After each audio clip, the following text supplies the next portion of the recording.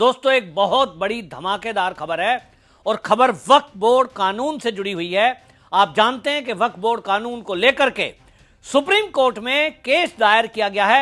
लगभग 150 से अधिक याचिकाएं दायर की गई हैं और उन याचिकाओं में कहा गया है कि मोदी सरकार के द्वारा जो वक्फ बोर्ड में संशोधन किया गया है 2025 में, ये संशोधन को रद्द कर दिया जाए और 2013 के कानून के तहत जिस तरह से चलता आ रहा था पहले ही कि वक्फ बोर्ड को सारे अधिकार दिए गए थे कि जिस भी प्रॉपर्टी पर वो हाथ रख दें वो प्रॉपर्टी उनकी और उसकी सुनवाई देश की किसी कोर्ट में ना हो।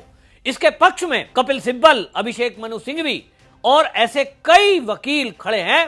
तब ऐसे में देश के सॉलिसिटर जनरल अभी तक पैरवी कर रहे थे सरकार की तरफ से, लेकिन अब एक और धमाकेदार एंट्री इसमें होने जा रही है।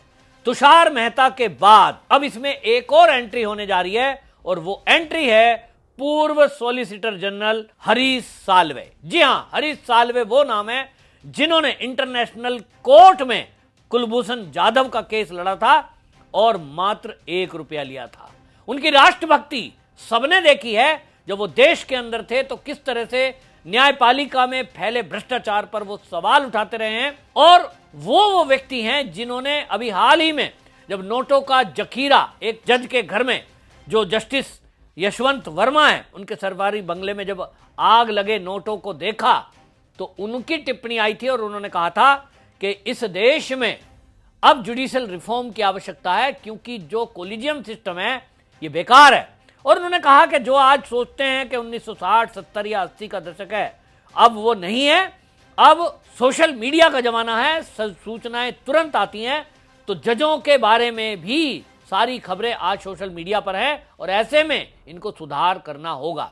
ये वही हरीश साल्वे हैं जिन्होंने डीवाई चंद्रचूड़ को खरी खरी सुनाई थी। और आपको बता दूं कि अब जैसे ही हरीश साल्वे का नाम सामने आया है, उसके बाद जो कपिल सिब्बल हैं, अभिषेक मनु सिंघवी हैं, ओवैसी हैं, इनके तो होश उड़ गए हैं।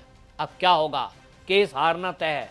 हालांकि पहले भी दिखाई दे रहा था कि केस में कोई दम नहीं है क्योंकि केंद्र सरकार ने लंबी बहस के बाद और करोड़ लोगों की लगभग राय के बाद, कानूनविदों से लंबी जानकारी के बाद, जेपीसी की मीटिंग के बाद, लंबी एक प्रक्रिया एक्सरसाइज करने के बाद ये अमेंडमेंट किया था। तो इसमें कोई गुंजाइश नहीं थी